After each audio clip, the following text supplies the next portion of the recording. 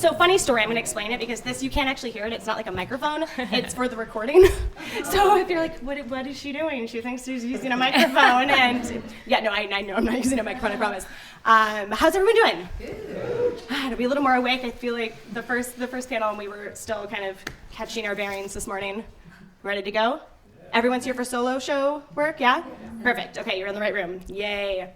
Okay, well, in case anyone missed the first portion of the day, I'm Lois. My pronouns are she, her. I am the co-executive director at Hollywood Fringe. A visual description, I am a white woman with mid-length dark brown hair, currently wearing a striped shirt and green vest. We do that for anyone in the room or on the recording who is visually impaired so that they can be a part of the day. Quick land acknowledgement. The Hollywood Fringe acknowledges we are on the unceded lands of the Tongva, Quiche, Gabrielinos, and Gabrielinos.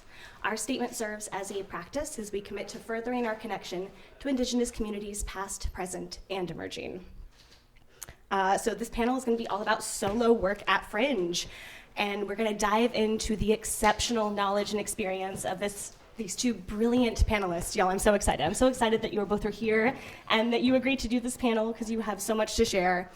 So we're gonna pick their brains and really dive into the creative process, but also what the process is like as a producer doing a solo show, because there's so much more to it than just writing the solo show. So we're gonna really go through the entirety of the process.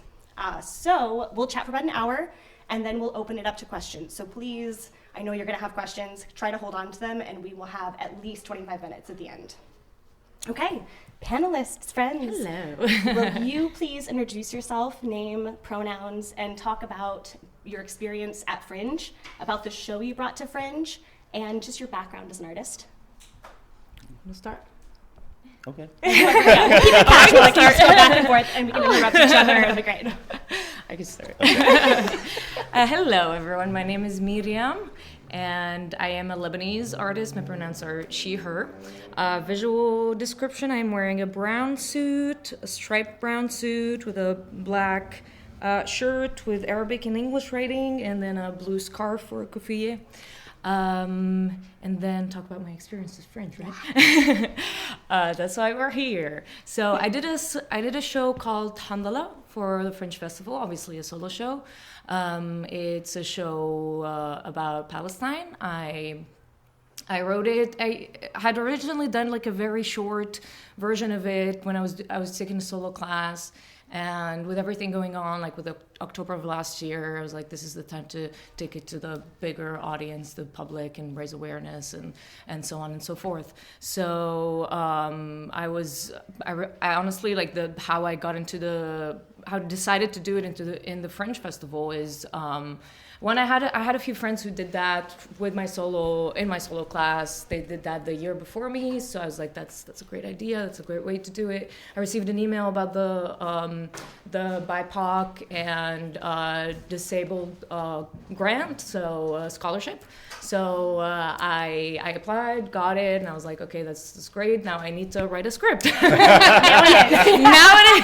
I'm in. You aren't alone. It happens a lot. So I was like, okay, I have this idea, but then also the goal had changed because a lot had happened since then with like Palestine and the whole world. So I shifted the goals. I wanted to focus on the humanization of Palestinians and really inviting people to look at them as human beings instead of like either victims or terrorists. That's how they're portrayed in the media, which is awful. And so I decided to go ahead and go interview a few Palestinians because, I'm Lebanese. Also, it's very, very similar experiences, but also different. We were one same country, crash history course, but the West divided us. Woo! Anyway. So I was like, yeah, I want to include the Palestinian voices. So I interviewed a few Palestinians, collected a large number of stories, and I selected a few that would fit into one like timeline. I connected characters to each other, and I also had a IDF soldier, an IDF soldier in the and IDF is the Israeli army. In the show, I hadn't interviewed one specifically, but I had watched testimonies and documentaries about their experiences, and just realizing what they are doing and coming out of the brainwashing and the realization of all the indoctrination and so on. So put that into one solo show, gathered up a team of people to help me out, and I would say that's like super important to do. It can be very overwhelming to do it just by yourself, especially if it's a solo show and you're like all alone. So it's very important to have a team with you that's dedicated to do the work, interested in the work and so on. And brought it into the festival. Did you win any awards? I did. I did win. Awful setup if you had. I did win the Best Solo Show award. That was amazing. Thank you. It was great, and to me, like honestly, also we oversold the whole run. Not sold out. We oversold the whole run. The amount of support emails we got. Oh yeah. Like, can I switch this one around?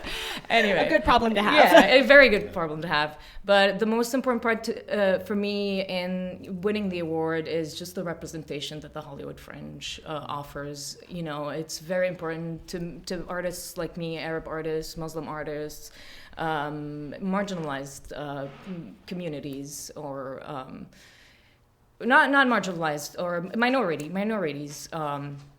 To really have a space to speak out and share voices, and especially in the topic of Palestine, anyone in Hollywood, or you've seen a lot of people who have been fired because they dared to speak up and share a story, share their grief, or share their compassion towards Palestinian people. Like people like Susan Sarandon lost her agent. Like, can you imagine that? Like someone as big as Susan Sarandon losing her agent because she dared speak up. So that was super important to me, that the Hollywood Fringe Festival was a festival that will really give you the platform to share whatever you want to share without being judged, without being forced to do something you're not comfortable with. So that was a very important part for me, honestly. And thank you, Lois and Ellen, for doing such an amazing job with that. And I think open access creates space for beauty in the world to come out. And I think it's important to us, and I'm so glad that the artists who show up bring that, because then we're able to really showcase Los Angeles, the world, because that's what art does, right? It builds humanity. It tells stories that maybe we're not familiar with. We learn, we grow. And so I'm just so honored that artists bring that work to our stages, so that our city is more uplifted, and we're able to learn and grow from each other. You actually brought up, I'm gonna steer off for just a quick minute, and then we'll get to you, John, I promise. Yeah. But you brought up just about open access and creating that space, and so I think it's a good chance to just bring up to those that are new. So Hollywood Fringe is open access. There are limits to that, and that helps allow for a safe space so that work can, really be vulnerable, and you as an artist can be vulnerable in our space. So we have a code of conduct and a community ethos that requires, people to act as if they are in a professional space, because you are, and it does get forgotten sometimes, because we are, we say welcome to the family and we mean it. But even a family has to have boundaries, right? So with work, you can absolutely bring anything to Fringe as long as it is not hate speech toward a protected group. So know that. And it's not something that we have a problem with really ever, but know as you're creating your work, and if you have questions about that, the Hollywood Fringe team is here to help support that. If you're like, ooh, this is, maybe satire, but I want to make sure that, we're not going to get into any trouble later, we're always here to help with that. We have an access advisory board that is also a really great advisory for us to make sure that, maybe it's not a topic I am super familiar on. We have people who are able to help us along that way.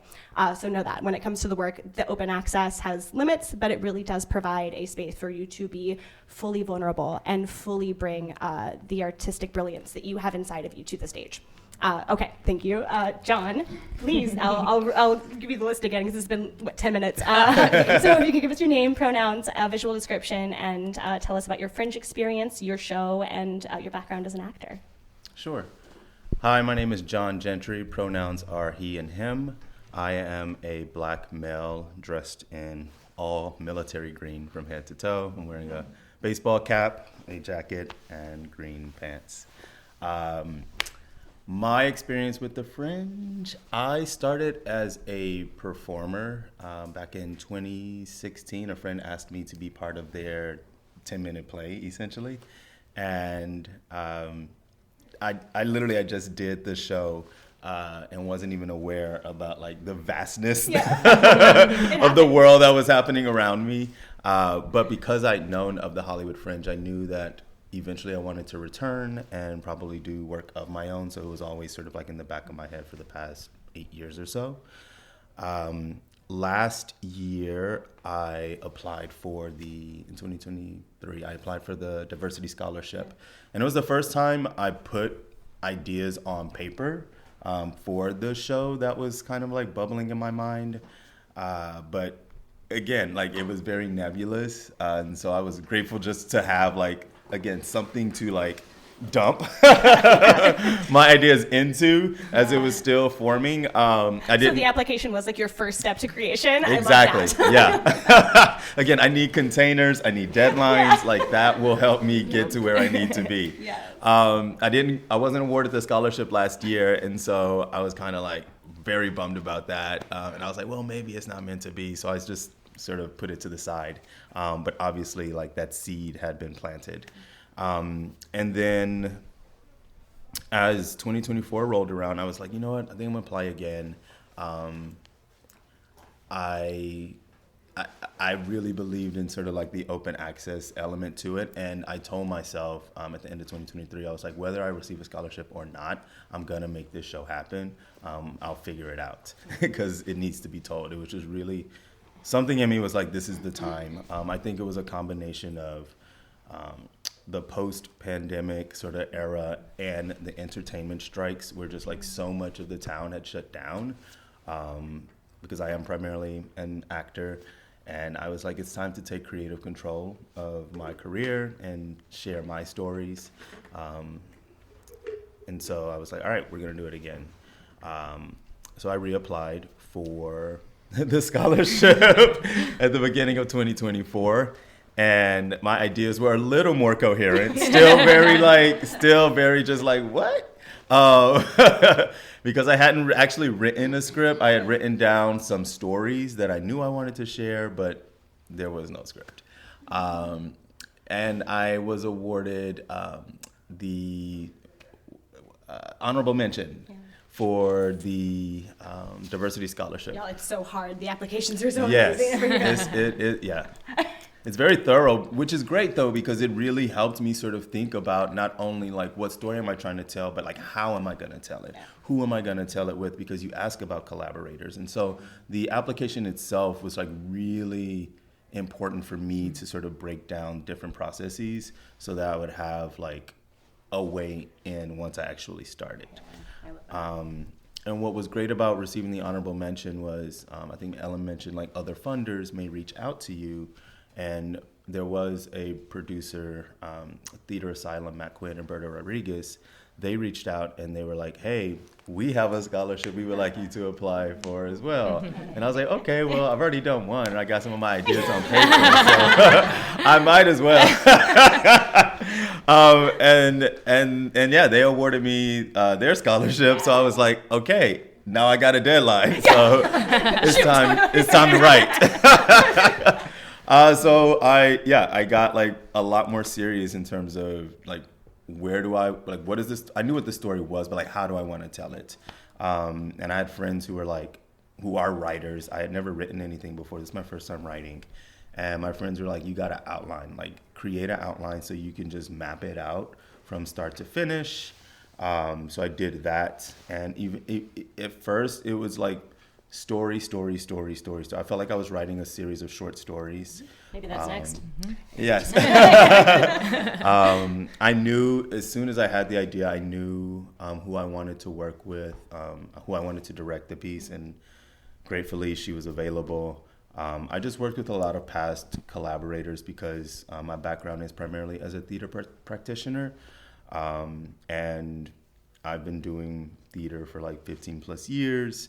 A lot of my classmates from grad school were people who I sort of brought on board because I just trusted them implicitly to work with me. And I was like, I know I can be very vulnerable with you because you've seen me through so much. So that collaboration was like really wonderful so that I didn't feel like I was in a silo as I was sort of writing and getting it all out on paper. So I wrote from about January to literally May. In May, we started rehearsing and kind of met twice a week to just run through the show. And then June arrived, and I was like, oh, it's time to perform. Ding, ding, ding. And like that very first performance was the most nerve-wracking experience I've ever had in my life. I have never been more nervous than sharing my like story in front of people by myself. Like I'm used to ensemble work as an actor. Like I'm always got people to fall back on. And I was like, oh wait, there's no safety net. I just have to power through. This is the brave room, y'all. Like the ones that are getting, I couldn't do it. So I have all of the respect for those that can get up on stage and just be by themselves like that. Yeah, I mean, there were 3 moments I wanted to quit during my first performance, and I was like, John, like, the audience is here. Like, you can't leave the stage. We can't. Like, we got to get through it one way or another, so just keep on going. And I got through it, and it was great. Like I remember walking out of the theater after that first performance, and there was just like so much love, like on the sidewalk. I was in the Stephanie Fury Studio Theater, so it's like you walk out and you're just like right there on Melrose Avenue, and just like all my friends and like loved ones are just like showering me with love, and I was just like, oh, okay. I think it was okay. And then, from there, the run was great. Like, I think word of mouth just really started to kind of, like, blow up. And, like, again, I blasted every single friend I could to, like, come see the show. I actually ended up, originally I was only going to do 3 shows. Those sold out before the Fringe even started, I think. Yeah, I remember. So I added a performance and then got awarded actually we did, like, 3 encore performances. Once the festival was over. It was crazy. It was such a whirlwind. It just kind of like flew by. But it was really great to not only continue to do the work, but also go see and support others' work, because that community really did sort of, like, you just felt the community growing every time you attended any event, whether that was office hours or where we went to Fringe Central. And it was just kind of like, oh, okay, like we're all in this together, and let's do it. Like people are, like the energy and the support is like next level. Like it's wonderful. Yeah, I love that. Like just like the Fringe experience can certainly empty your cup in a lot of ways, but it will refill when you show up, right? It's gonna be constantly like drink it up, fill it up, drink it up, fill it up. Like it really will. Yeah, absolutely. And at the award ceremony, again, I was nominated for I think 3 awards, and was kind of like, okay, like whatever, like I'm not gonna win, but I won like the Best of Asylum, which was the producing partners that I worked with, and the Soaring Solo Social Impact Award, which is hosted by Soaring Solo Studios, who is also very integral to just helping me get ideas. Like, please look up Soaring Solo Studios. They have a ton of like free content on YouTube. Jessica Lynn Johnson is like such a wonderful resource. But she has like free writing classes online where you can just sign up, show up, and just write for half an hour. And a lot of that material didn't even make it into the show, but just the process of writing was so valuable to help me kind of move things forward. So yeah, after Fringe, I had actually, like literally the week before Fringe, I had applied for another festival up in San Francisco through Playground, which is a new works incubator. It's primarily based out of San Francisco, but they have branches in LA, Chicago, and New York. And they accepted it. Again, this was before Fringe, so I was like, I don't even have a show yet, but Sure. people want to do it.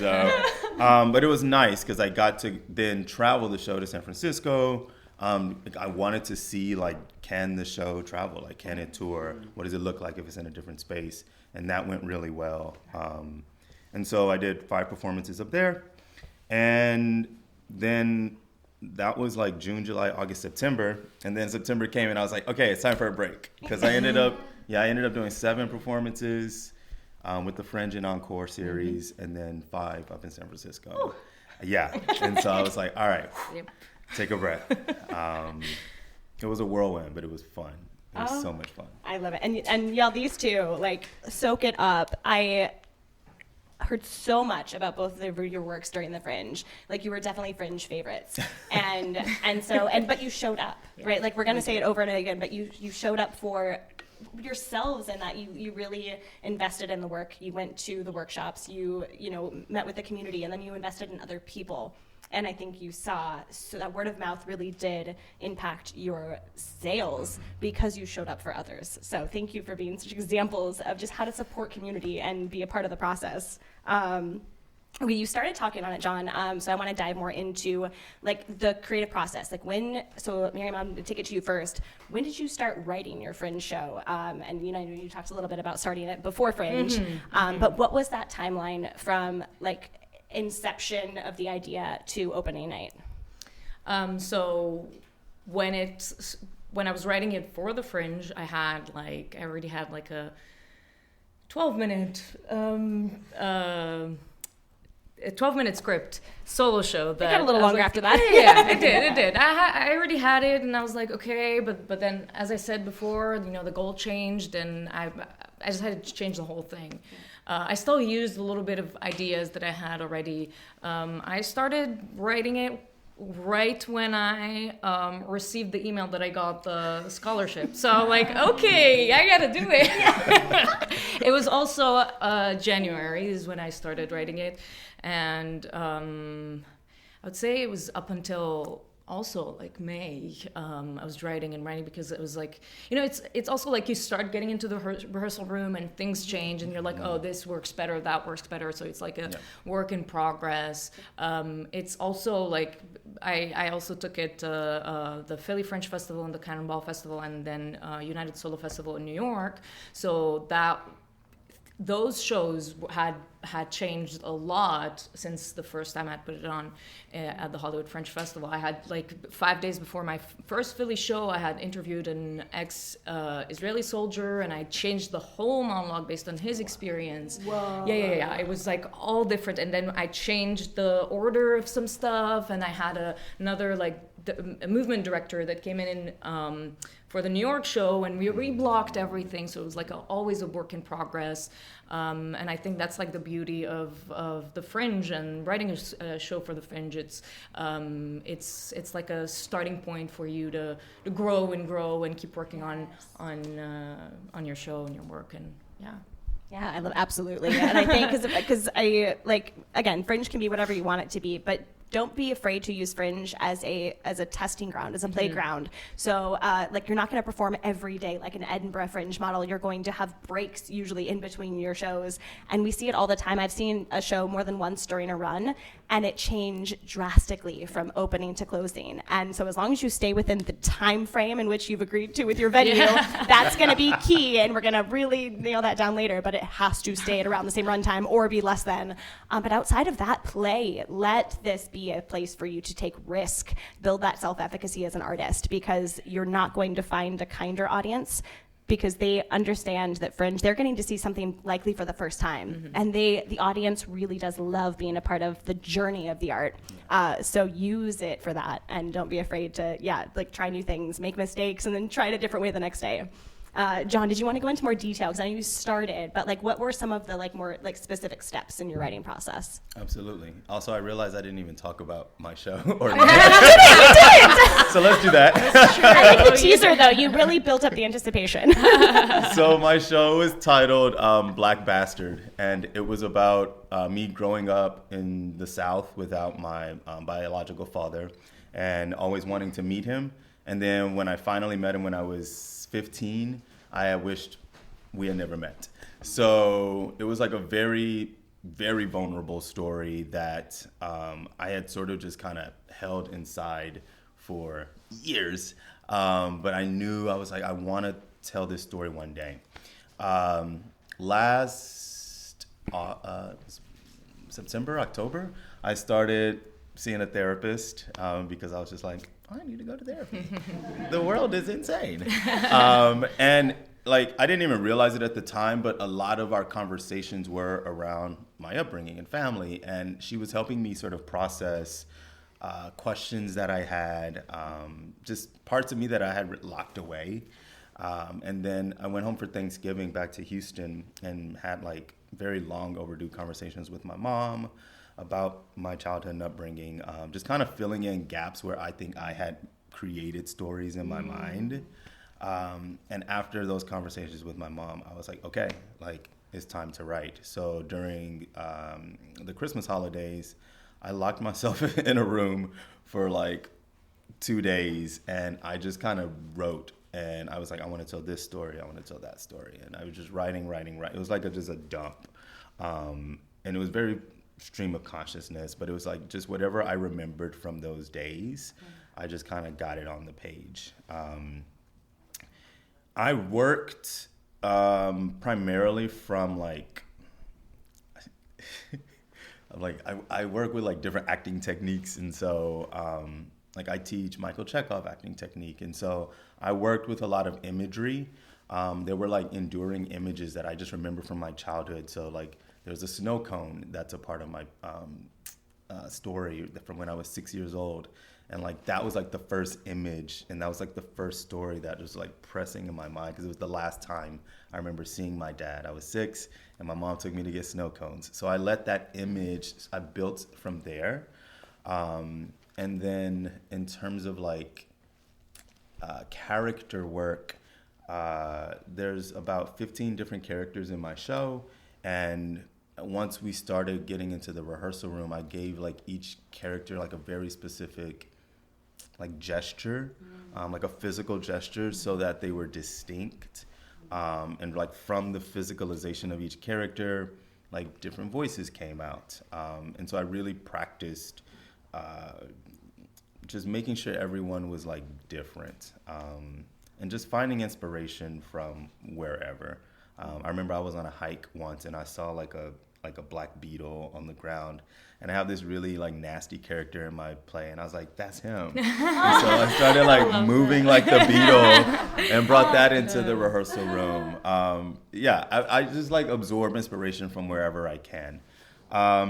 But for me, the writing was, after I dumped like all the stories on the page, I just started to keep like a running journal on a Google Doc, and like any time I had an idea, I'd be driving or just like walking or at the gym, and I would like open up that Google Doc, put a date, and then start bullet pointing whatever ideas I had, so that I wouldn't forget anything. There's also some musical components to the show, so I would like use my voice memos just to kind of like, if there was like a tune in my head, I would just like, let's get this down because I probably won't remember it later.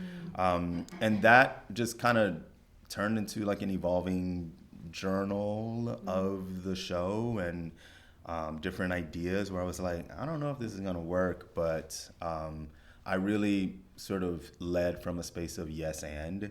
I notoriously self-edit, like I'm sure a lot of us do. I'm always in my head, and I was like, John, just like allow the creative impulses to like flow. Especially because at the first read through with my director, we were on Zoom, and I the piece was maybe like 60% of the way done. So I read what I had, and she was like, "This is a good story," but she was like, "It's not really theatrical." Mm-hmm. She was like, "How are we gonna like make it more of a theater experience?"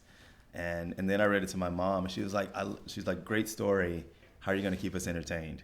I was like, "Mom, dang, note taken." And that's when I really went in there, and I was like, you know what? The theater is really a space of magic. You can do anything you want if you can imagine it. Yes. And so that's when I started to add all of these theatrical elements of like audience interaction, like I added in some magical realism, and so like I was playing like objects all of a sudden, and I just really expanded my own vision of like what was possible in the telling of the story, and that made it more fun for me. Like I remember I would be writing something and I was like, what if the car was a character? That's crazy. Let's do it. And then the car became a character. Yes, and. Because anytime I was stuck, I was just like, let's like get up, shake the body around, jog some new ideas, and like let's run with that. Because it doesn't need to be this one monotone sort of thing, I think, from start to finish. Yeah. Oh, God, I love that. And I'm going to follow up with you before we jump because you hit on something I'd love. That was my next question. How did you navigate the vulnerability involved in bringing a story that is so personal to the stage? Sorry, big question, I know.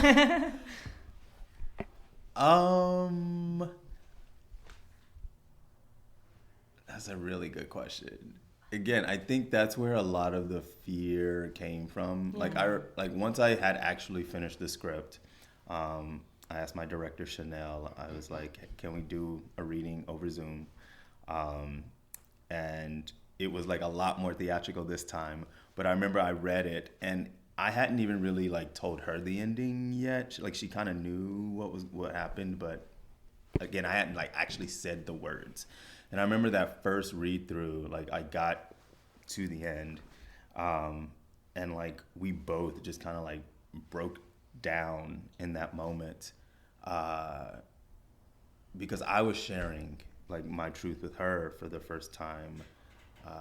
But what was really beautiful is that like it ends on a really triumphant moment where it gets like really tragic, and then I like reclaim sort of like my own power at the end. And I think that was necessary so that we didn't like, I don't know, traffic in the trauma.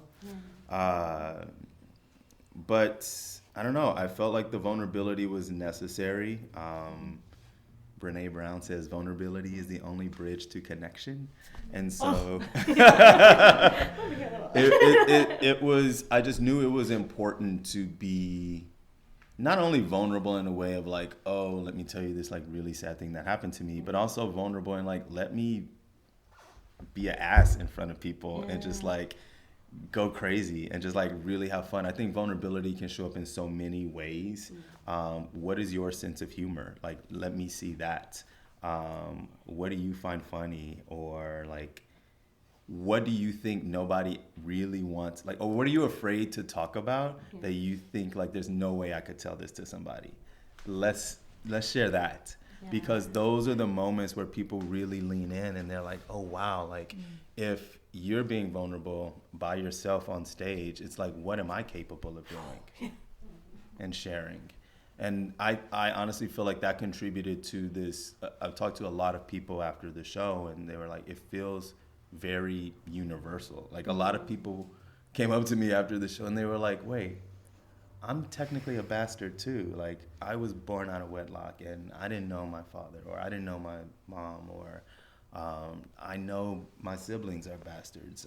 And there was like this collectivity or collectiveness to the story that for me is so important, because I was speaking on a panel on Thursday and I was like, I want my work to be timely, but I also want it to be timeless. And I want there to be an enduring quality to the work. And so I think you gotta go there. Like the scary parts are the parts that like you must reveal, because that's when people are really gonna respond, and just it's an act of courage. And I think it's important. Yeah. That's And amazing. Thank you for being vulnerable in this moment, because I do think I'm over here a little teary-eyed just because I truly am in awe the strength and the weight that an artist carries, because exactly what you're talking about and what both of you did in your shows. You held weight so that the audience could connect, so that the audience could have an experience that they needed to have. And so, like, recognizing the weight that this room will carry as artists, it's such a beautiful thing, and to, lean on each other throughout that process, because what you're doing is changing the world. And it really is beautiful to just witness and uplift in any way the Fringe can. You're right. No, I am such a sap. I can't help it. Okay, so switching gears a little bit. I mean, your show was definitely a mixture of both research and then personal experience. Can you talk about that and switching gears, and what was research like? What was that process in the creation of your show? Of course. So, as you said, my show was not all based on my personal experience, which actually a lot of people, that's my first solo show, and a lot of people came up to me and was like it's very interesting. People usually start with their personal story. It's interesting that you're starting with a story that's not exactly yours. But I also think it's almost the same thing, because it's again looking at these people's stories and really seeing yourself in these stories and how you can relate to all these stories. And again, after my shows, people came up to me and they were like, you really helped us see those people as human beings, because those stories that you shared are stories that we could relate to. We could really feel. They love, they laugh, they live, they grieve, they live human emotions, just like human experiences and emotions, just like we do. And that was, I think, a very important part for me, is just to really make it personal, not just focus on the worldliness of it. When I was with the research and so on, it was a lot of it also was, when I was doing interviews with the people that ended up being my characters in the story, in the show, I was asking stories like, give me a life story for you that represents Palestine, or a story that you really remember as a from your childhood that really stuck with you, the best day of your life, the worst day of your life. And it went on to a lot of deep stories that connected to that bigger topic of Palestine, of social justice, of anti-colonialism, and so on and so forth. Obviously, I grew up in Lebanon, and I experienced a lot of things that not on the same level, of course, as Palestinians do, but very similar experiences. I lived a war in Lebanon. The south of Lebanon was occupied for a long time by Israel, and I was actually born around that time, and it was occupied till 2000, and my family's from the south. So a lot of time I only went to where my family is from when I was an older child. I had never seen that place before, where my parents grew up and my grandparents grew up, and all my heritage came from. And I remember going into the building where my parents, or my mom, had a lot of memories there, and it was just dusty and abandoned, and she started crying, and I was like, wow, all these stories that relate to each other.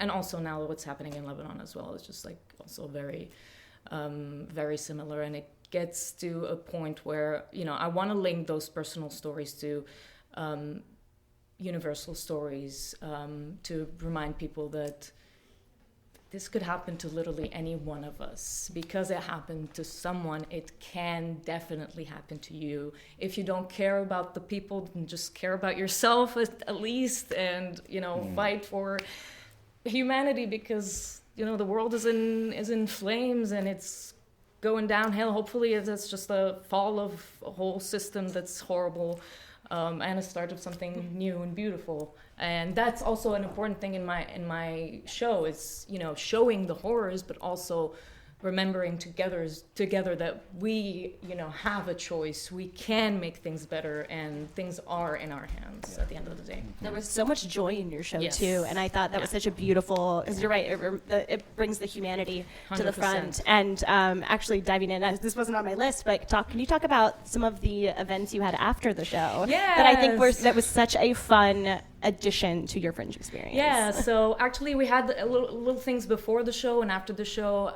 We tried at every single show at the Hollywood Fringe to have some vendors from the Swana, which is that's a better way to say Middle East. Swana is South West Asia and North Africa. Middle East is very West centered, so we try to use the Swana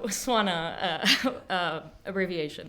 So a lot of Swana vendors to come and sell their things, you know, give them a platform to, you know, sell shirts and merchandise and so on, and just part of the percentage. That was the deal we made with them, part of the percentage. Oh, that's something I also forgot to mention, that all the proceeds from my show were being donated to a family in Gaza that was trying to evacuate their mother who had cancer, so that she could get life-saving treatment, which she hadn't been able to get for more than a year now.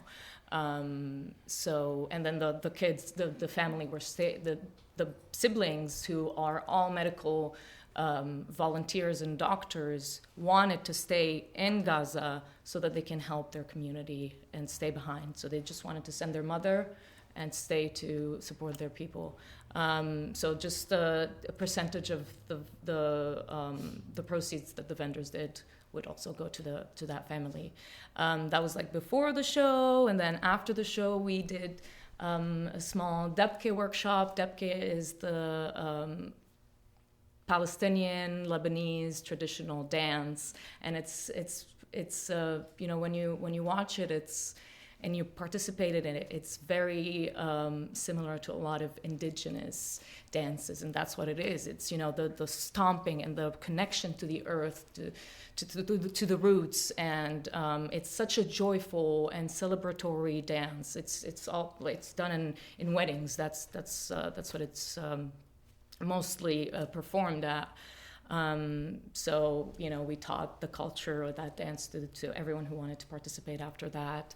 And it was amazing. It was just, you know, building of the community that really was beautiful to me. And that was a big part of my show, I think. Yeah, I love that. And theater, I mean, there's no limits. Yeah. Whatever, like it kind of goes back to your goals, right? What are your goals in producing this piece? And then, you know, stretch outside of the box. Yes, and the ideas that come into your head. And if they're fitting within those goals, then they're right. Follow your gut. Your artistic gut is what needs to be followed throughout the process. Let's switch gears over to editing, because that is an important and difficult part of the process, right? As you marry each and every word on the page. Yes. So, John, can you talk about the editing process? And I guess specifically with solo work, you are often writing this solo. So talk about anyone you brought in and how those conversations went, if you know, there were some things you didn't want to cut and so forth. Let's see. I mean, I led again with this mantra of like, nothing is precious. So if my director was like, this is not working, I was like, it's chopped. It's gone, okay? Like, you ain't feeling it, I'm not feeling it. So, also, I need this mentality. Like, well, again, it was like, we're working toward a deadline. Like, I knew by June 6th, it was the first day of Fringe, I had a date, and I was like, I got to get up there and it's got to be under 60 minutes because they were like, we will turn the lights off on you and we got to keep it moving because there's another show coming in behind you. No, So- you don't have to keep the show. You can have whatever length of a show you want at Fringe, although ideally, like the shows that are like 60 minutes and under tend to be easier to sell, but you cannot, whatever you book with your venue must be stuck to, just so we don't end up with a whole bunch of like, oh my God, my show's 2 hours. That's also why I was like super nervous during the first performance because I was like, am I going to go over an hour? Am I going to go over an hour? 'Cause I was like right there. I was like, they're not going to cut the lights out on me. Oh my God. So yeah, my original, the first like full draft that I had was twice as long as the final draft that was performed. And again, there were so many things where I was like, oh, I don't want to take this out. But it was like, John, it's not working. So, and also for me, like the month of May when I started rehearsing was probably the biggest editing process because once I was on my feet and I was kind of like, oh yeah, this section is like too wordy, it's too talky. I had to, just personally, I had to like really trim down any moments where it felt like I was just talking and talking and talking and talking and talking. It's like you can really communicate, like you can set the scene, you can like really bring people into the world really quickly. And once they get like the atmospheric component and they know where we are, like you don't really have to belabor in that. And so it's like, let's get to the action, right? And I think technically my show is like a series of like 10 episodes or 10 scenes. And so I was like, what is the event of each scene? Like what are we trying to reveal in each one? Let's get there. And how are we going to reveal it? Is it's through, again, this musical moment, or it's through these two characters having a dialogue with one another, or it's through this dance that I randomly choreographed in the middle of the show. The show has it all, folks. Oh yeah, it has a lot. Like I was like, y'all want theatrical? Here we go. But yeah, I was just like, if it's got to go, it's got to go. And we timed each rehearsal and it kept being like, it's 90 minutes, it's 80 minutes, it's 75. We need to get it under an hour. So I just, and it was like one thing that I think a lot of people also responded to. They were like, the show is really lean. It's like there is no fat. And I feel it too, because when I'm up there, it's like, it's a marathon. Like it takes a lot of stamina to be on stage by yourself for an hour or shorter. Like, again, some shows are 35 minutes and that's great too. But it just, you want to make sure that like you keep it moving. There's pacing. I think that was important for us, is making sure we don't feel like we're leaning back. I want people sitting forward and tuning in to like what's happening. What else was I going to say? Also, the show's not done. We were kind of mentioning this earlier. Like, I feel like I'm still workshopping this show. Eventually I do want like a 75-minute version of my show. And so there are a couple of scenes that I have been workshopping with some other Fringe friends that I've made. That you made here? Yes. So I'm like workshopping additional scenes because, again, like I want the work to respond to the moment. And I think there are certain elements that I knew I wanted, but I was like, I don't think I can do it for this first go. So it's still a work in progress. Yeah. I love feel like that. I'll keep editing. Yeah. We see that all the time. And so know if you're like, oh man, I have 2 hours of brilliance, like locked and loaded, that's okay. Maybe you have a shorter version at Fringe, or maybe you're ready to do the full thing, and that's, again, totally fine too. But we do see it pretty often where someone will take an hour version of something that they intend to make longer, or add sets to, or, add more cast members to, but bring maybe a more scaled down version to Fringe. That's something we see quite often. All right, what about you, Myriam? Yeah, I experienced a lot of things that are very similar to what John shared. And again, like that's one big thing is just kill your darlings. That's very important. Originally, in my show, there's a lot of poems that had been written by Palestinians that I also use, and I had this very big poem about Jerusalem and visiting Jerusalem as a Palestinian visiting Jerusalem in the first time and noticing how, he's not part of it, but this is his city also, but it's so different and so on. And I loved that poem so much, and I had the whole poem in there, and I was like, it was long. And when we did the first reading with my directors, we were like, okay, this feels too long, so we gotta cut. We started cutting, and I'm debating, and it's like, no, but I love this verse so much. It's so good. It's so poetic. I love it. I don't want to remove it. We ended up cutting it.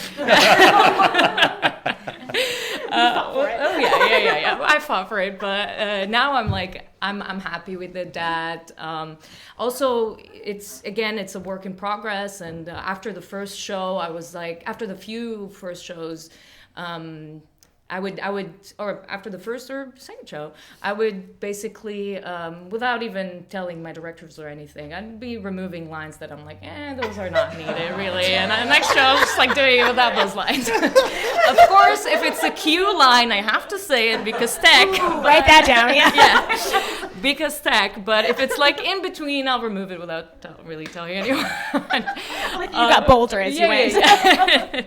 And then for the shows in Philly and New York, there were huge parts that we completely cut out that I was like, when I was performing it in the Hollywood Fringe Festival, and I'm like, I'm getting to that point and I'm dreading, I don't want to do this part. And then I'm realizing, but then I don't need it. Like, it's not, just remove it.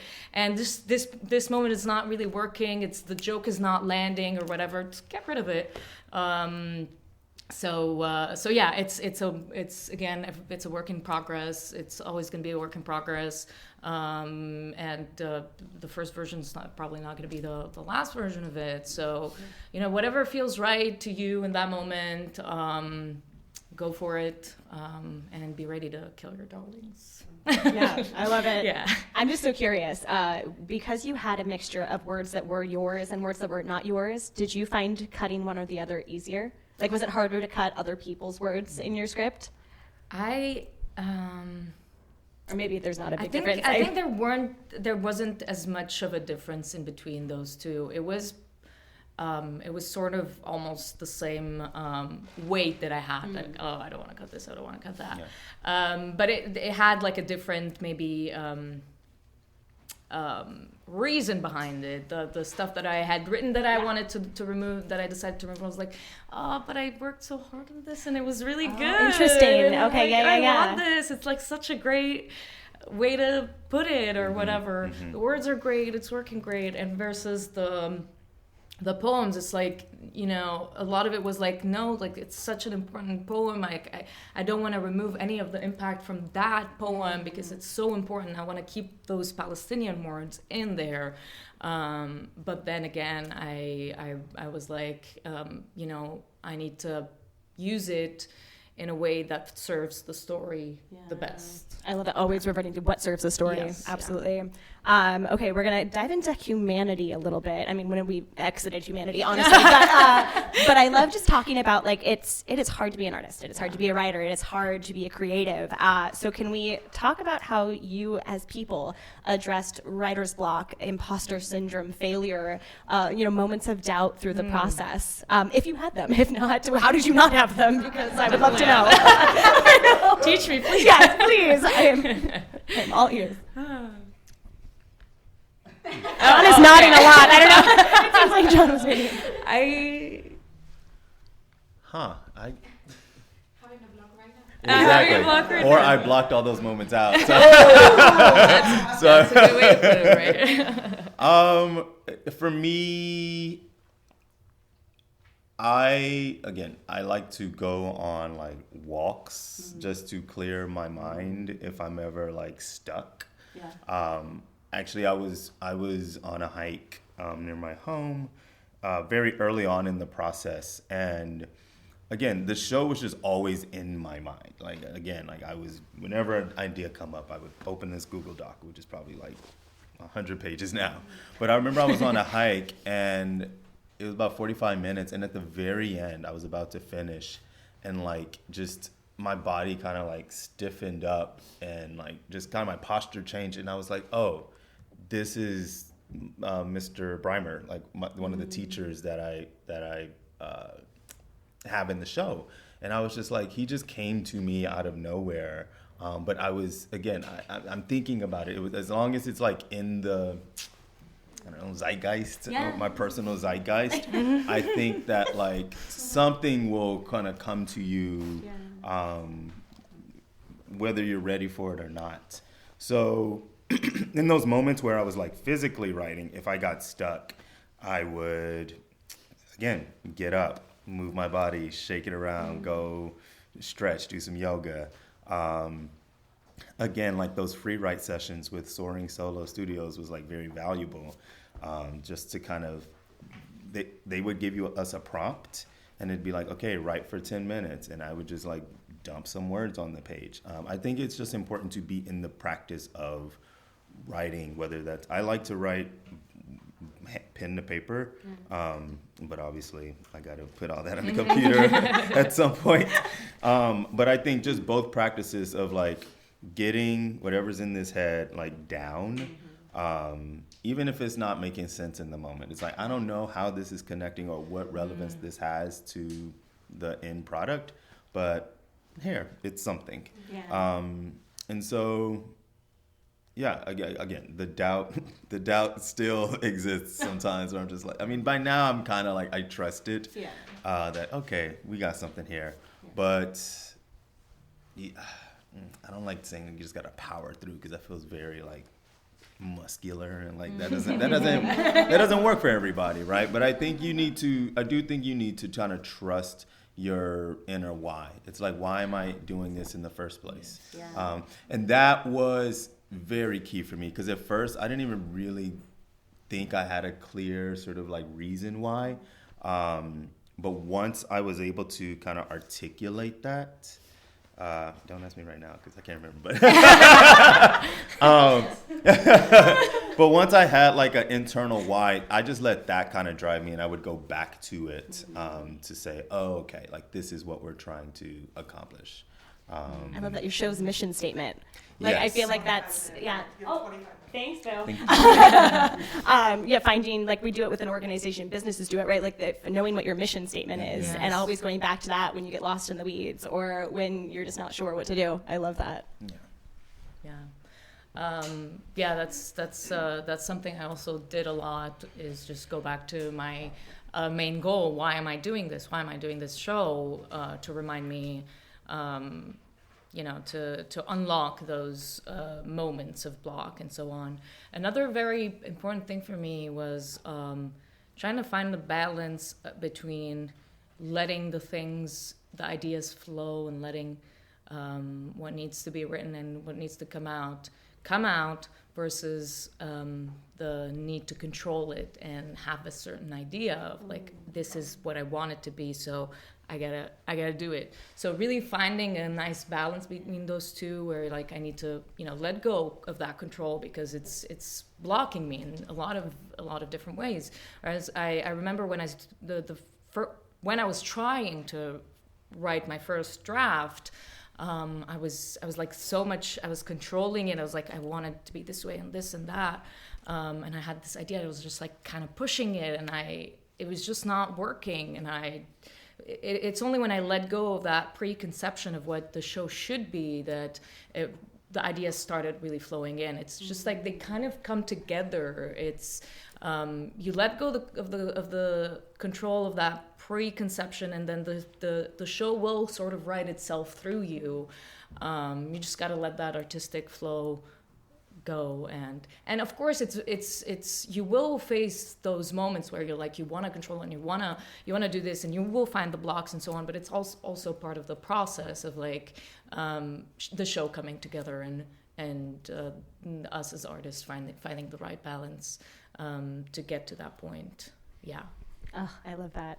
We're going to switch gears a little bit because I really want to talk about teams, building your teams, who you brought in, because as a solo artist, that is a lot of weight to carry alone, a lot of hats to wear in a production where you are suddenly the writer, the performer, and then any other hats that you don't find people to wear during the process.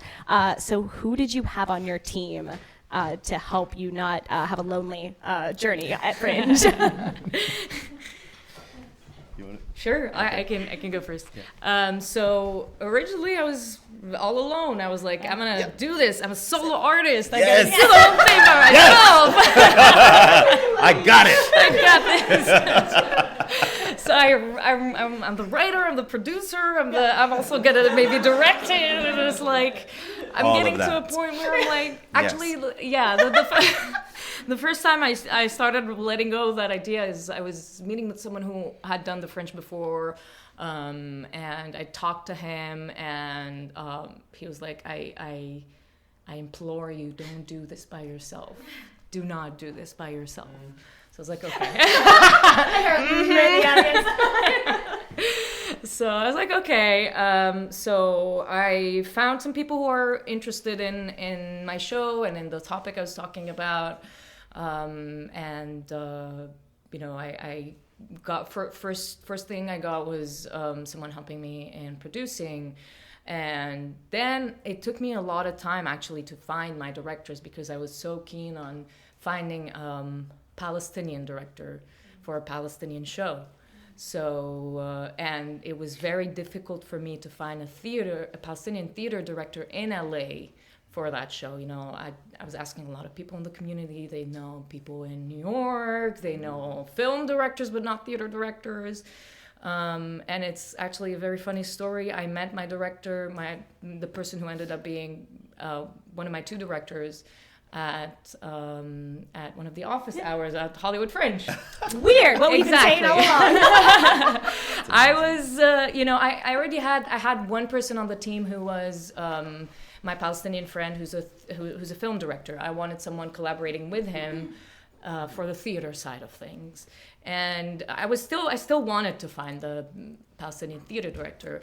And I met Becca Khalil. She also did another Fringe show. So she was working on two shows, directing one and then performing in one. Shout out Van Life. Fantastic. Van Life. Amazing show. And so she's, one of the people, I met one of the people in her team. They were like, I told them I'm doing this show about Palestine. They were like, oh, you should meet Becca. And they bring over Becca, and I'm talking to Becca, and Becca's like, oh my God, like I will help you find the Palestinian theater director. And then a few minutes later, she comes back to me and she's like, if I don't, can I direct this? And I was like, sure.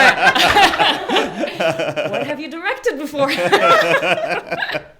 So, and we ended up not really finding a Palestinian director in LA, and she ended up being the other side of the two directors. So I had, at that point, a producer, two directors, and I brought on my stage managers as well.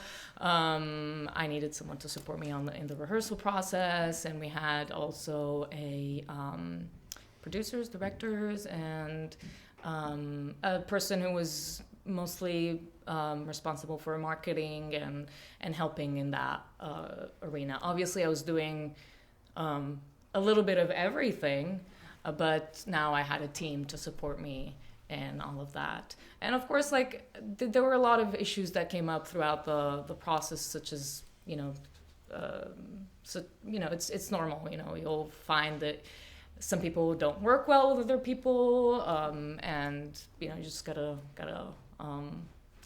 work with it, deal with the thing, and move on. And yeah, I think it's so important that you hit on like finding people that truly believe in your work. Yes. That is going to be everything, because you have to have you and your team, the people who are out promoting your work, be so excited about it and be so passionate about it. Otherwise, it's not going to sell. Like an example, in Edinburgh, they do a lot of like hiring people who like live in Edinburgh to work on shows that are not invested in their work. And you can tell when I get flyed by someone who's in the show or a part of the show versus somebody who's been hired at an hourly rate to flyer the show. I can tell, and I don't go to that show. Where it's someone who's come, this show is for you. This is why it matters. Those are the people you want working on your team. 100% about that. John? Yes.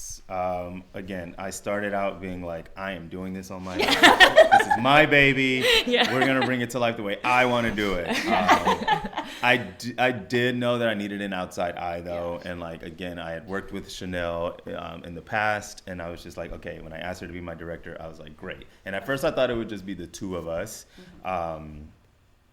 And for the most part, it was. But every now and then, I would bring in other people. I brought in, like, again, other just friends from grad school to do, like, associate directing, just to have a third eye on it.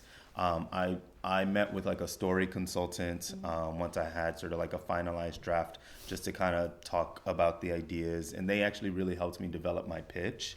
Like literally like a few hours before like my first office hours, and I was just like, oh, like you do need like a quick 15-second pitch that you can just like talk about the show to everyone, so they can just kind of like, oh, that's what it is. And it's smart to have an outside voice help you discover that, because you know the show so intimately. Right. What is going to be that like elevator pitch that catches someone else's interest and attention? 100% that. And we, fortunately, my director, she was like, she opened up her home so we could have like a dress rehearsal. So we invited like some really trusted friends a few days before the first performance, just like maybe 8 people, just to kind of come watch it. And I like, again, they were very important, I guess, to the process, just to have an audience before I got up in front of like the public. But honestly, at the end of the day, I still feel like I wore 28,000 hats. I was props, wardrobe, lights. I did all the sound design, like, which was, I had no idea what sound, I had nothing. No knowledge of sound design. And I asked my partner, because they take music classes, and they're like starting to DJ. I was like, oh, can you do the music? And they were like, is it like this or like that? I was like, no, you don't get it. YouTube, tell me how to use Audacity. And I was just like, troll theme and so yes. Oh yeah. I was like, it's gotta sound a certain way. And people were like really like the music in the show, and I was like, oh, okay. But yeah, I was like walking down Santee Alley and just like, okay, I want those earrings and I need that like outfit. And it was like you're playing all the roles, because you know what it is like, right? You know what you want it to be. And so don't say no to anything. Just kind of like be open to learning. YouTube is a free university. They have so many wonderful offerings. So true. Even like the Fringe resources on YouTube. Good call like, out. At come Hollywood on. Fringe. If you want to learn anything, you can do it. It's out there. But yes, have someone you trust to just be an outside eye at some point in your process, to just help you, again, bounce ideas off of, so you're not in like tunnel mode. Yeah, and I think, like, because everyone's going to have a different version of, like, scale when it comes to Fringe. There's going to be people, because is it ideal to have a marketing person, a stage manager, a, like, PR team? Sure, absolutely, that's ideal. Can everyone afford that? No. And so it's absolutely okay, and we see it still work successfully if you have a buddy just to lean into. You know, maybe you help each other 15 minutes. Oh, 10 minutes. Okay. We might end a couple minutes later. But having just a buddy to come to office hours with, or to, you know, lean on when it's like, oh my God, what does this social look like to you? Is this getting my point across? So you can find a way to build your network without it necessarily being a paid network. You know, maybe John's really good at marketing. I'm really good at PR. We have shows, hey, I'll do some marketing for you, you do some PR for me, these kind of switches. So use our community as well, because you're gonna all have different skills. Okay, we're gonna move to questions, because we only have 10 minutes left, according to Ellen, which thank God for that time zone. Our time zone, time check. You've been talking for a while. So I want to get everyone in the habit of introduce yourself if you have a question with your name, and if you know the show you're bringing to Hollywood Fringe, say it. If you don't, no worries. We can do that in the next one. But start marketing early, and now is early. So who has a question? Perfect. I'm going to bring you the mic. Hi, everyone and everyone. My name's Jess. My show is called Eat the Mama, and I self-produced it in San Francisco last year, and that was its own journey. My question is, what advice do you have about paying people who are on your team? Because paying people is important to me, and also money. Yeah. That's a very important question. Woo. I know. Do you want me to start this one? Please. You can start this one. Right, I mean, paying actors is always ideal, right? Paying the team is always ideal. I will note, just speaking to what Fringe is often, because there's a different journey for everyone, it is low budget for most people. It is volunteer based for most people. It is maybe a stipend, here's a meal, here's gas money sort of vibe. That's not always the case though. There's always the producers, if you can afford to pay your team, my goodness, pay your team, right? That's amazing. But no, a lot of people are not used to that journey at Fringe. 100%. Yeah, for me, it was, I would say it was a little bit of a different journey because I was doing a nonprofit show and I'm donating all the money. So, that would bring people in as well. Like, okay, we're donating our time and our money for this cause, for this project.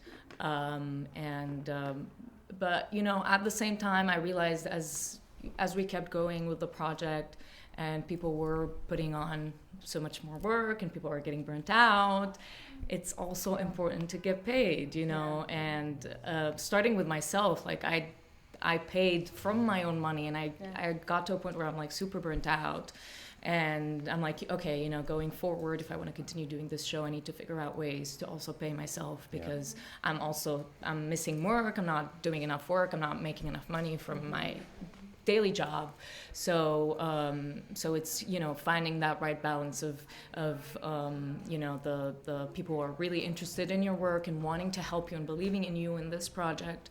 But also, and they are willing to volunteer their work, but also how can I compensate them for their work at the same time? And it's I guess, a lot of times it would be, get the gas money or things like that. And if the show grows and you're able to get a grant, and that's amazing, That's something too, right? Giving that like investment in your team. Yes. Maybe like I'm not in a place artistically, professionally where I can pay now, but you're my, I'm going to make sure I got you if there is money, if there's an extended run, and because just you're going to want to work with people again if you're a joy to work with, if you're doing the very best you can, if you're showing up with snacks to to rehearsal, if you're doing what you can to support your team, it goes a long way.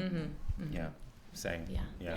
I was like, I ain't got no money, so I will give you a stipend when I can, but like please, like this is all we got. Y'all ready to work? And people were just very generous. But yeah, I everyone on my team, I was like, I want you to continue to grow with me as this show grows. So like when we do hit it, we'll hit it together. Exactly. Right. Full disclosure is something too, right? Just like don't like tell any upfront lies. Be like, hey, starting out with I cannot afford to pay a team, you can say no. That's why my team was small. Yeah. Next question. Yes. We're gonna try to speed this last 5 minutes. I'll talk really quickly. Hi, nice to meet you. I'm Harriet. Lovely to be here. My show's called Unladylike. I've already put it on, but it was 15 minutes long, but I'm wanting to extend it. And hearing you guys say that you can do 35 minutes to an hour, what's your personal thing that you do to nourish your health and your physical health and your vocal health as well to keep you safe? That's a very important question. Yeah, thank you. Very important question. I do my vocal warm-ups. Try to do it every day, but definitely before a show. YouTube, look up vocal warm-ups for actors. This interview is sponsored by YouTube. Epsom salt baths. I stretch as much as I can. I try to just stay limber. Lots of water. I drink a lot of water. I just try to keep myself in sort of like a space of like performance space. You got to stay ready. Meditation, journaling, all that good stuff. Yeah. For me, with my show this time around, I'm gonna be honest, I wasn't the best at taking care of myself. I was just, workaholic vibe, and it's like, I'm not taking care of myself. And the consequences hit at some point when I was like super burnt out. I was like, I can't do this anymore. And I'm like, okay, hold on. I need to look at this and deal with this in a different way, where I'm like, I'm finding that balance again. Like, to me, balance is the most important thing. The balance of, okay, I put in the work, but I also take care of myself, because taking care of myself will make me do better work at the end of the day. And I think that would include, whatever helps you, exercising, eating healthy, talking to people, doing stuff that you personally enjoy, just making sure you give yourself that time to do that. Yeah. like saying I'd love to, but I can't. That is something I think people learn halfway through Fringe, where it's like I can't say yes to every show because I don't have enough hours in the day. 100%. Yes, I saw another question on this side. Yes.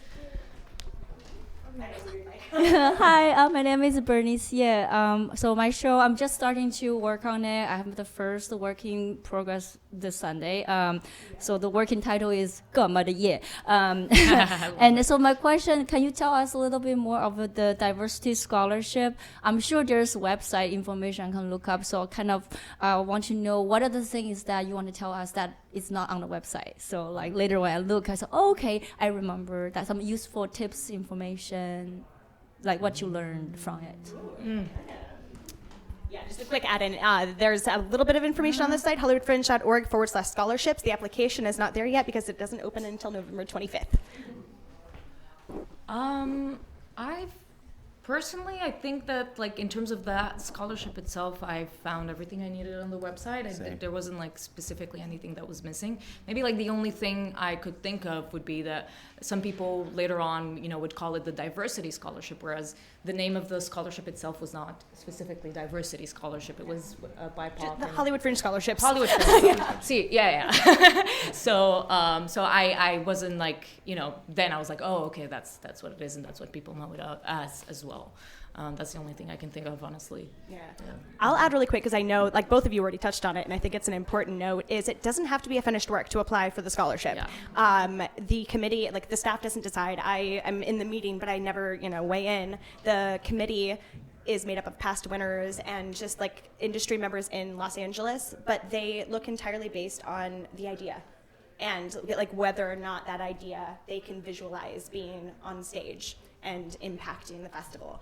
So you don't have to have like either one of you really had anything other than like this is going to be a thing. It's an idea. Yeah, and both made it through the committee, So you don't have to have a full script to apply for the scholarship. Okay. Okay, perfect. These will be the last two. Hi, I'm Harry Gillette. My show is going to be called Harry Gillette Party Astronaut. Party Astronaut. I was curious, we were talking about theatricality, and part of the breakdown on the website talked about small stages. I was curious if you had any ideas in your show that were really like physically big that you had to sort of scale down and how you did so. That's the next workshop, next teaser. I love that. I mean, You're making the same face. I scaled my show to the space. I was in the Stephanie Fury, which is like a 36-seater. But I definitely, like, there's an aisle in the theater in the middle, so I, like, used the aisle twice in the show. There are, like, doors where I was just, like, opening. I was being as dynamic as I could within the space. When I went to San Francisco, it was a 99-seat theater, but I didn't really like change anything in terms of the size. I just kind of used what was around, and I feel like I'll continue to do so as I do the show in different spaces. Which is a great note if you are looking at having a touring show, starting to think about that now. How can you work in multiple spaces with multiple different tech elements and varieties? Yeah. I'm going to say that I want to say the same thing, so. We're short on time, so I was going to say the same thing, just different words, so we can move on to the next question. Yeah.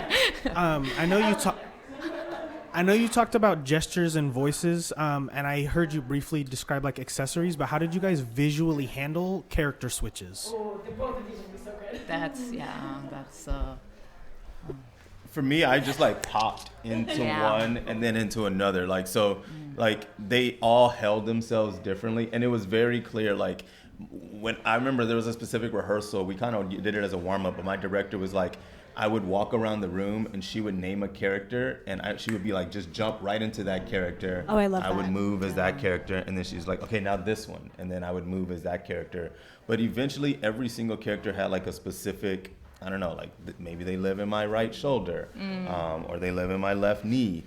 So I like could just draw my energetic focus there. But for me, it was very much like pop. Like I had a scene where like 4 characters were talking at once. And that was a scene where I had to like chop and just like make it one character primarily talking to the other 3. But it was very like sharp, shut and shifts. I'm so sorry, Ronnie. It's my fault. I can't keep to a time. I also found a similar way of doing that. Also, finding the character in my body and really finding the energy of that character and how they carry themselves in the world.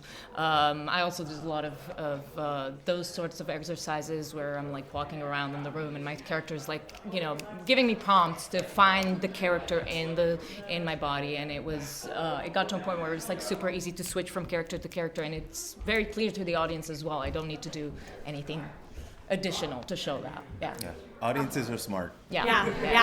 Okay. Yeah, that is. Thank you that's so it. much, Myriam, John. You are fantastic. Thank you. Y'all, Thank you. I'm sorry to everyone outside waiting. So if you are interested in immersive theater 101, upstairs, big ideas, small stages, downstairs.